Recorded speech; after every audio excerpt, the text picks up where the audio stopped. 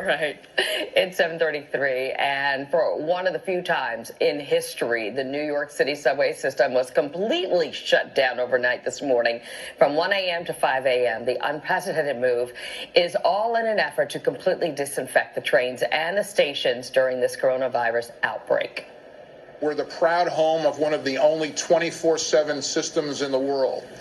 Since the subways began in 1904, there have been only a handful of instances in which the subways have not operated 24/7. But unprecedented times call for unprecedented action. Plenty of the cleaning and disinfecting will take place during the day, and plenty will take place overnight. But the overnight hours give us the opportunity to have access to cars that we wouldn't have access to otherwise. Well, the cleaning is being done by members of the Transit Workers Union. Joining us this morning is TWU President John Samuelsen. Good morning to you. John, thanks for being with us. Pleasure. Good morning to you. And a huge thank you to all your workers who are really on the front line there, putting their lives at risk to make it so much safer for us. I know that you've had a loss of about 109 individuals so far.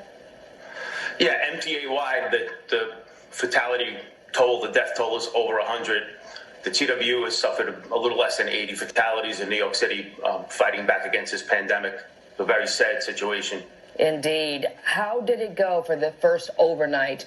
What kind of grade would you give it? I'm listening to Pat Foy talking about this is an unprecedented move, and it is an unprecedented move. The only times in my life that the subway's been shut down like this is because of TWU strike action. And it's a completely different field, different environment. Workers are apprehensive, understandably so. I would give it a B. It's gotta unfold a little bit more. This is new territory for everybody. So we're trying. We're doing our best. It does look as though at least the NYPD and nurses, other outreach social workers that were there overnight were able to get those individuals, homeless individuals, off of the train so that your workers could do their job. Right. So this is something that the union has been calling for, as well as others, for quite some time. There's a homelessness crisis in New York City that government, frankly, has failed to deal with. The pandemic has created a situation where there are less trains running, so the amount of homelessness in the system has become more glaring. There's less trains for them to occupy, and combined with homeless folks rather being in the subway than in homeless shelters and dealing with social services because of fear of catching corona themselves. So it's created a very unsustainable situation, and it's, quite frankly, this should have happened several weeks ago. So why do you think it didn't? Because I know it has been a sore point, talking about workers being harassed and assaulted, fearing for their lives, of course. So what took so long? I think it's just government was frozen, particularly New York City government was absolutely frozen by the pandemic. But the homelessness crisis has yet to be dealt with by the de Blasio administration. It should have been dealt with quite some time ago, and it's come into a very clear problem. There's a high amount of clarity now because of the pandemic, and now the subway system being such a unique spreader of the virus. So everything has come into clarity, but the homelessness problem certainly pre-existed the pandemic. And while this is being done, buses are being doubled so that those essential workers could still get to where they needed to get while your force was cleaning things and disinfecting the subway cars. Yeah, there are hundreds of more buses on the road right now.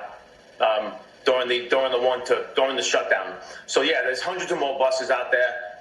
The New York City transit workers are really doubling down, doing everything that we can to embrace our role as the circulatory system of the fight back against the pandemic. It's high time. The subway needs to be decontaminated. The situation is just untenable as it is. Do you worry at all that once the pandemic is over, things go back to the normal way that they were? And that nothing will really change except for this one moment in time that we're living in? I think that the MTA is in such a crisis right now that anything is possible. It could change the New York City transit system forever, this pandemic. And folks right now in government, MTA executives, the unions really need to be thinking about what the New York City transit system looks like in the aftermath of the pandemic. This high level of cleaning is necessary, in my opinion, going forward in order to attract riders back into the system. As everybody's aware, the system has suffered a really high amount loss of ridership.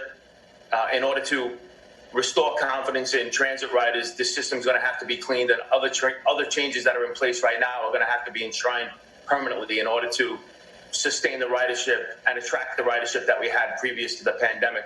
You talk about this high level of cleaning, ultraviolet technology being used, electrostatic sprays, and foggers. Always trying to find something different. Have your workers been used to these types of chemicals and these treatments and practices? So no, this is all new. The pandemic has brought a lot of new techniques, a lot of necessary techniques into the system. But the TW and New York City transit workers have always responded to the introduction of new technology and new ways of handling crises, and we will respond accordingly to this as well. But we know they're working around the clock 24/7, and we certainly appreciate the hard work and knowing that they're also putting their lives on the line for us and for essential and non-essential workers to be able to ride the subway. So we thank them. Thank you for being with us, John. Thank you. All right. 7:39 and